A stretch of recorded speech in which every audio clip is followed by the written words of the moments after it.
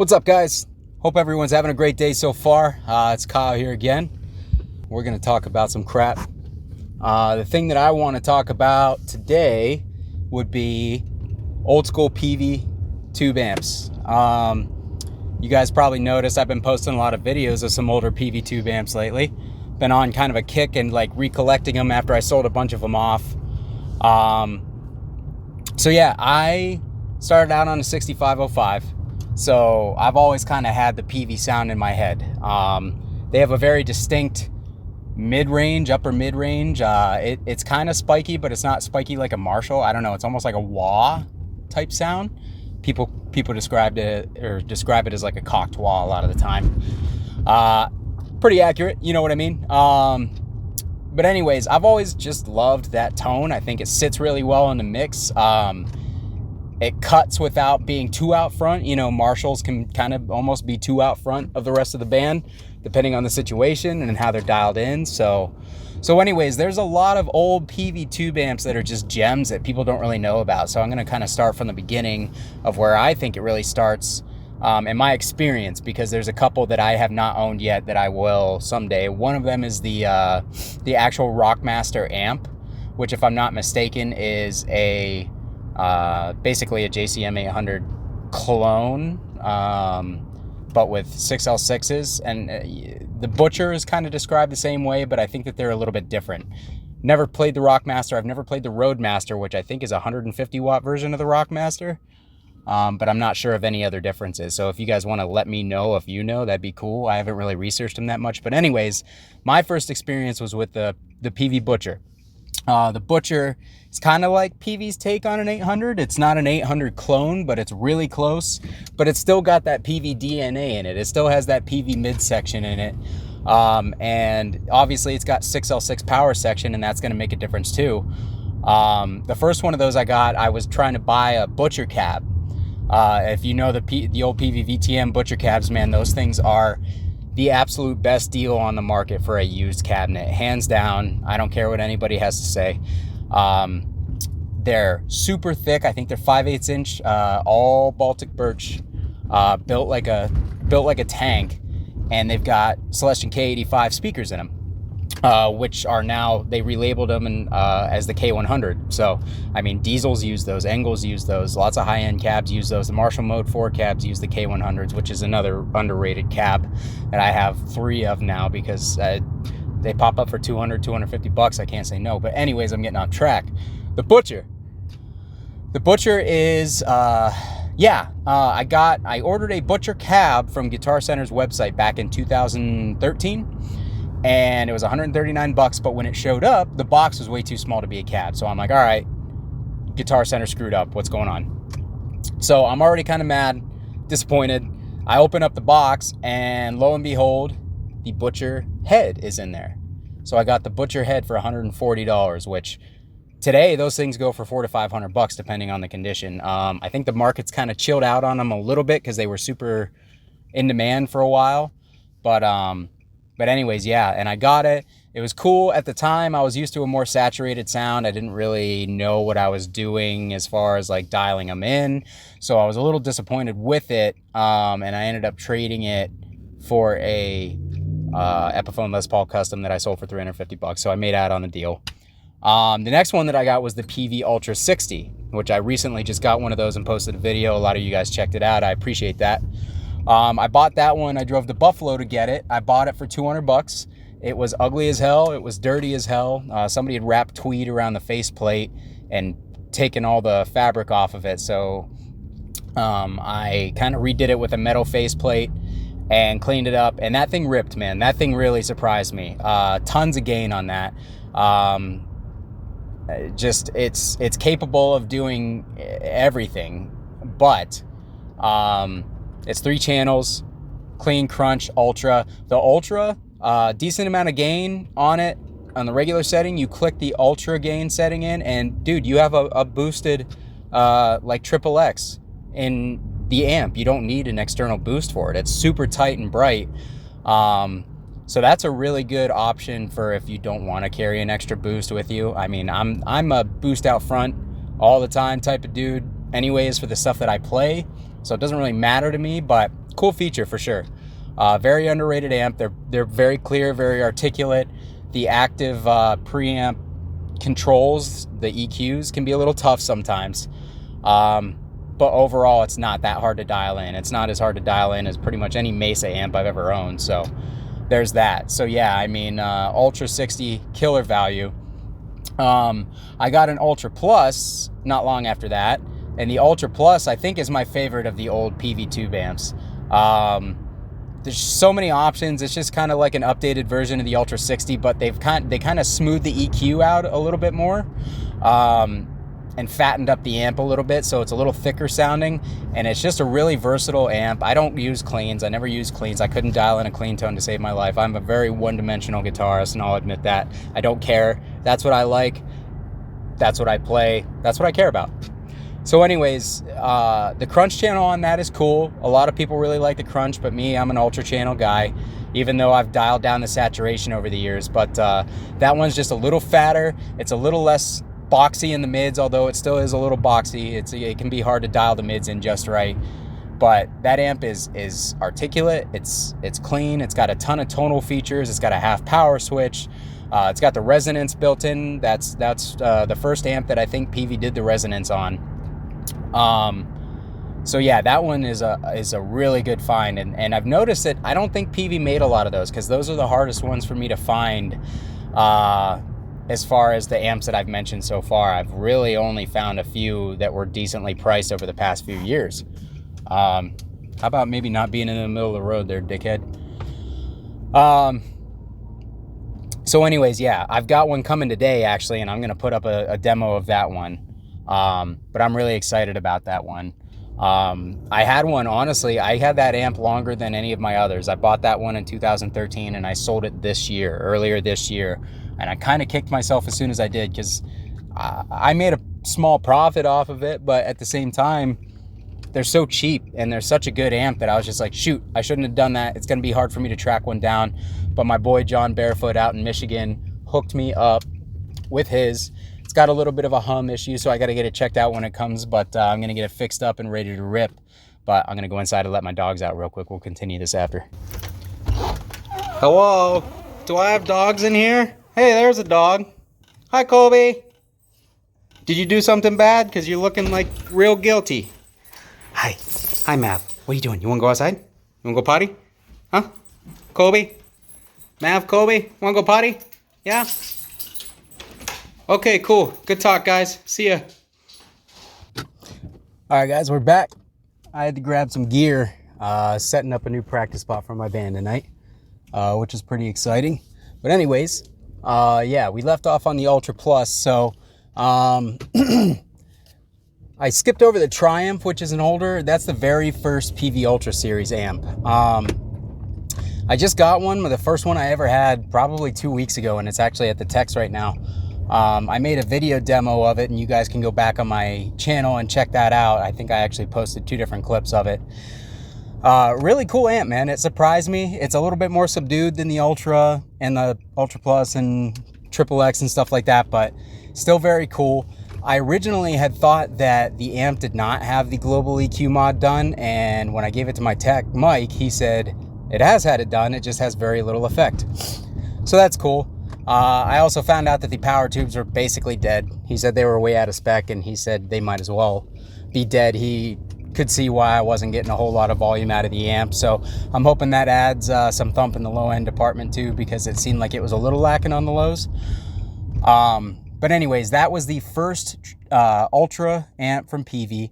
3 channels, foot switchable, which now the foot switches are worth like $100 because they're so hard to find. So I'll probably never have a foot switch for it, because I'm not going to pay $100 for a foot switch for an amp that I paid $200 for in the first place. But anyways, I digress. Yeah, so that's the first of the super high gain Ultra series. That amp is really cool. And I also skipped over the VTM 60, which I literally have one right here. The one that I just put a demo up of. It needs a cleaning and a new presence pot. All the pots are really scratchy. And I'm just going to have the rest of the amp checked over to make sure it's in good working condition and all that stuff. VTM 60 is awesome. That's basically Peavey's take on the Jose modded Marshall tones of the 80s, or the modded 800s, all the mods that people were doing at the time. Marshall wasn't smart enough to come out with an amp that had these mods built in. They really missed out on a gold mine, in my opinion. They tried with the 2205 and the 2210 series when they made it a 2-channel and gave it some diode clipping in the gain section, and that's a great amp. People can shit on those all they want, but it's a really good amp. But they really just missed the boat in making a lot of the mods that were popular into a stock amp and selling that. So anyways, Peavey was like, all right, well, we'll do it. We'll put our own spin on the Butcher, and make all these mods built in, and you can just switch them with the dip switches, and that's it. You got them all at your hands. Really cool design, in my opinion. And honestly, that amp has a ton of options for a 1-channel amp. It's really cool. It can get from, it can do classic rock all day long, but it's got a ton of gain on tap once you flip the gain switches in. And if you hit the compression, I mean, you can get as much gain as you could ever want out of that amp. It's not quite 5150 levels, but there's a lot of gain there. So, and it's also a really good sounding amp in general. Again, it's similar to the Butcher, where it's got that, kind of modded Marshall tone going on, or Peavey's take on the JCM 800 type tones. But again, it's got the Peavey thing going on. So all in all, that's a super underrated amp. I believe a couple big bands back in the day actually used them, like Alice in Chains and everything. Not sure how extensively they did. Soundgarden, I think, used them too. But those are really killer amps that flew under the radar for a long time. So yeah, the VTM, the Triumph, the Peavey XXX, which is actually my favorite non-5150 Peavey amp. I got one of those not long after I got my Ultra Plus, and that thing just blew me away. I really feel like it's the best of the Ultra series, in my opinion. Tons of clarity. They really evened out the EQs to be even more easy to dial in than the Ultra was. And man, that thing is just brutal, and it's super tight, and it's really, it's pretty articulate for a lower cost amp. There is a ton of gain on tap, but one of the things that I always do with like 5150s, XXXs, JSXs, all the super high gain Peaveys, or high gain amps in general, is I'll put a 5751 tube in whatever the main gain spot is, which on the XXX it's V2, I believe. And that really kind of dials the gain back a bit without sucking the punch out of the amp. It really sounds good. And clears it up, adds a little bit of clarity. But anyways, yeah, the XXX, it's maybe one of the worst looking amp designs ever. I mean, it's the corniest thing you've ever seen. The mud flap trucker girls. It's almost like they were trying to rip off the dual rectifier tread plate look, which in my opinion is one of the most badass looking amps on the market. It still is. But they did it in the worst way possible. I do believe that was supposed to be the George Lynch signature amp before he backed out of the deal. So maybe that's kind of what, inspired that look and name, because it's a horrible name too, especially because it's the triple XXX. So it's like the 9X. I don't know, man. I don't know. Not the best marketing on Peavey's part, and I think that's why the amp didn't really take off back in the day, for as good of an amp as it was. But anyways, yeah, it's very gaudy. The bottom body hair controls are, hilarious. It just reminds me of some old Chud Bucket, 80s rocker dude that's like way past his prime with a beer gut, wearing like a leather vest and no shirt underneath, playing at bars to nobody. I feel like that's who that would appeal to, but maybe I'm just a dickhead. I don't know. But anyways, I love that amp. I used that amp for a couple of recordings. I used it for tons of live shows for a while. It pretty much replaced my 5150 as my main amp, and got some really good tones out of that. Kind of turned a lot of people onto the amp too, which is cool through live shows and stuff. They're like, dude, I've never really heard the Peavey. You see the 5150 all over the place, but you never see the XXX, but that thing sounds killer. And I'm like, yeah, man, they're really underrated amps. And you can you used to be able to get them for a steal, but now with the COVID tax, you're looking at, they're $500. Pretty much that seems to be about the going rate. I've paid no more than $200 to $300 for all the ones that I've bought. Unfortunately, I think those days are over.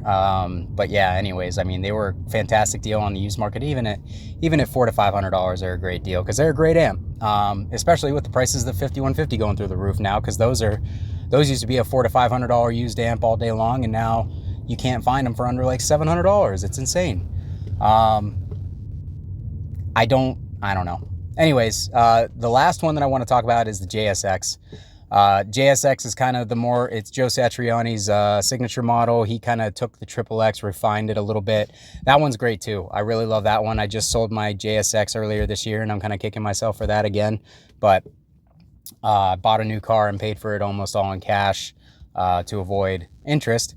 And I had to let some stuff go that wasn't getting used all that much. But now that I have a YouTube channel, I'm sure I'll find one again. But anyways, took the XXX, kind of refined it, made the crunch channel more of a rock and roll crunch type channel, because the crunch on the XXX was like still just ridiculously high gain. So now there's a little bit more variance between the two, and the ultra channel was the crunch channel from the XXX. Added presence and resonance knobs, which I like, but they just don't seem to do as much as they do on like a 5150. They don't add as much variability in, and I found that I had both of them turned up pretty high, and kind of left them there. It just didn't account for the room sound as much and everything like that, like on the 5150 does. But anyways, yeah, the JSX is a great model. The JSX and the XXX also feature the option to switch tube types. So you can put EL34s in, which means you can put KT77s in, which a lot of people love KT77s and those amps. I personally really like Tungsol EL34Bs because they've got a nice tight bottom end, and they add kind of a crunch feel to the amp without taking away the articulation and the punch. You know, that hit you in the chest type punch is still there, but it's almost got like a crunchier feel to it. It's really cool. So that amp sounds great, or that tube sounds great in both of those amps.